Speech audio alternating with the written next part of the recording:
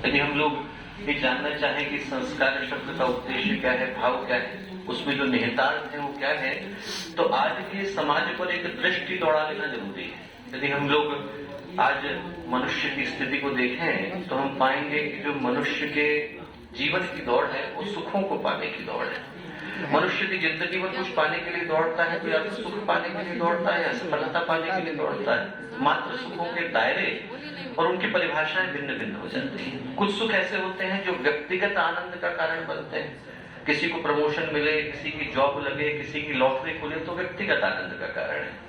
कुछ ऐसे होते हैं जो पारिवारिक आनंद का कारण बनते हैं। घर नया बन जाए और नई गाड़ी आ जाए और सारा का सारा परिवार हॉलिडे पर जाए तो पारिवारिक खुशी का कारण है। और कुछ सुख ऐसे होते हैं जो पूरे राष्ट्र के लिए, पूरे संस्कृति और समुदाय के लिए आनंद का और प्रसन्नता का कारण बन जाते हैं। भारत क्रिकेट का वर्ल्ड कप जीत जाए तो पूरे देश में खुशी की लहर दौड़ जाती है। तो सुखों की परिभाषाएं और सुखों के दायरे भिन्न भिन्न हो जाते हैं। ऐसे ही शिशु का जन्म है तो व्यक्तिगत खुश का कारण तो है, माता पिता खुश होते हैं। पारिवारिक सुख का कारण भी बनता है, चाचा चाची, मामा मामी, दादा दादी, नाना नानी, बुआ जी फूफा जी, मौसा जी मौसी जी, सब खुश होते हैं हमारे घर में बच्चा है।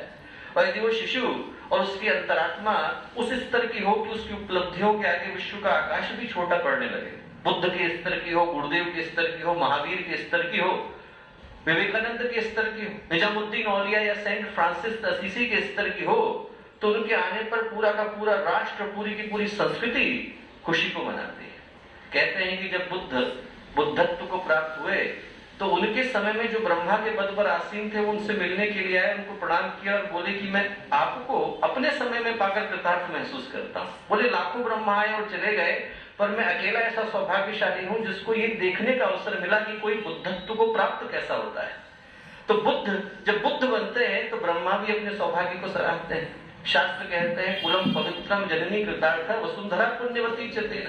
ये कभी कभी ऐसी आत्माएं आती हैं जिनके आने से कुल पवित्र हो जाता है, जननी कृतार्थ हो जाती है और वसुंधरा अपने सौभाग्य को सराहती है।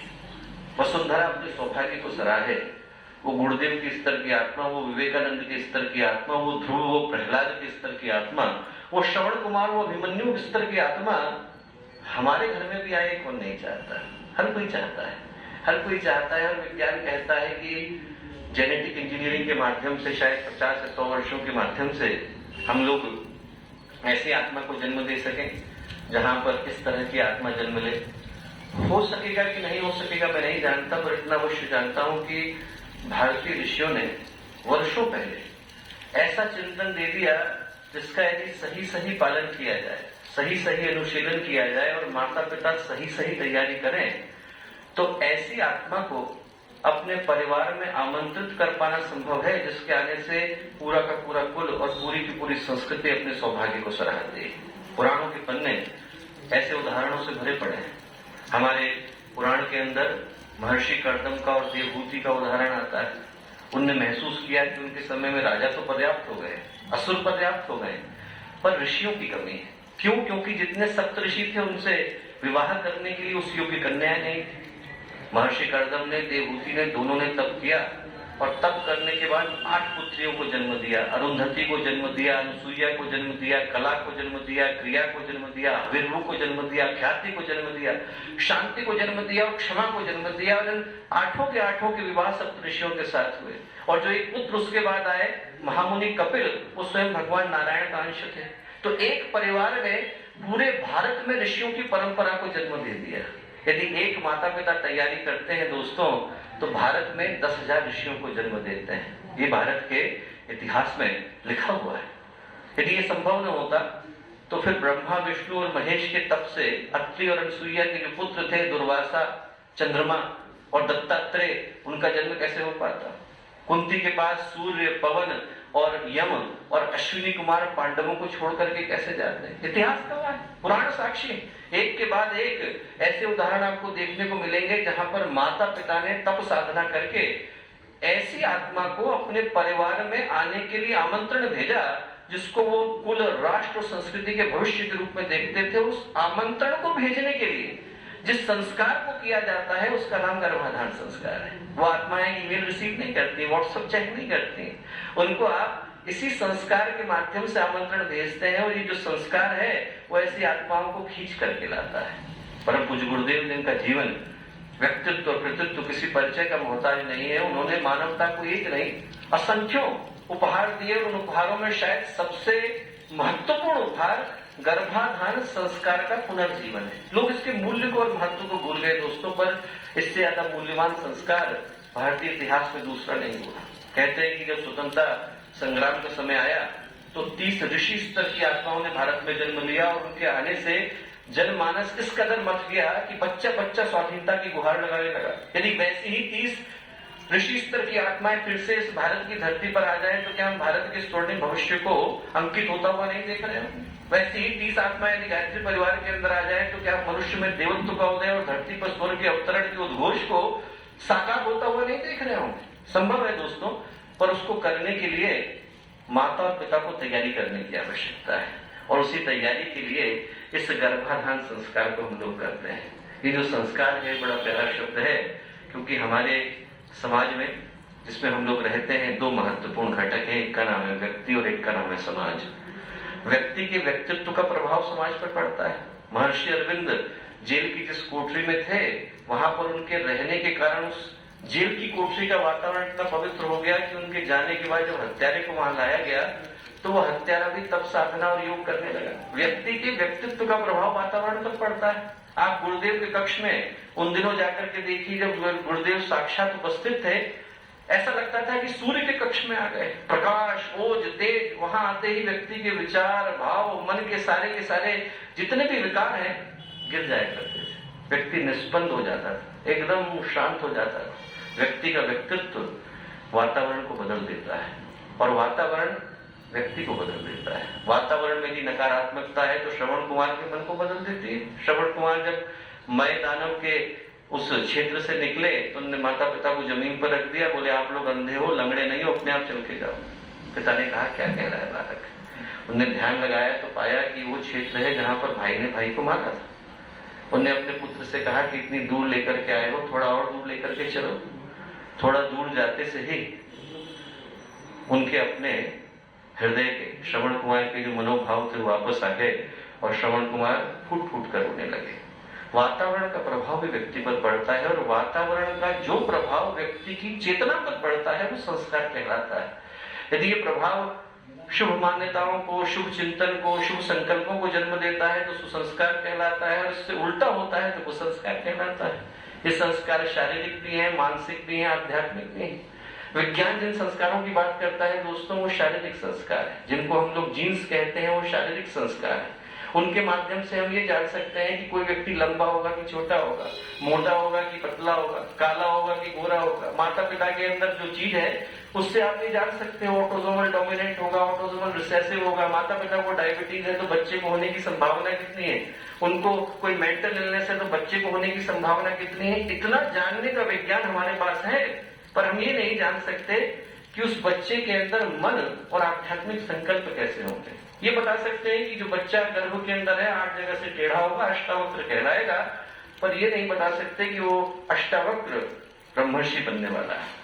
वो उसका आध्यात्मिक संस्कार है।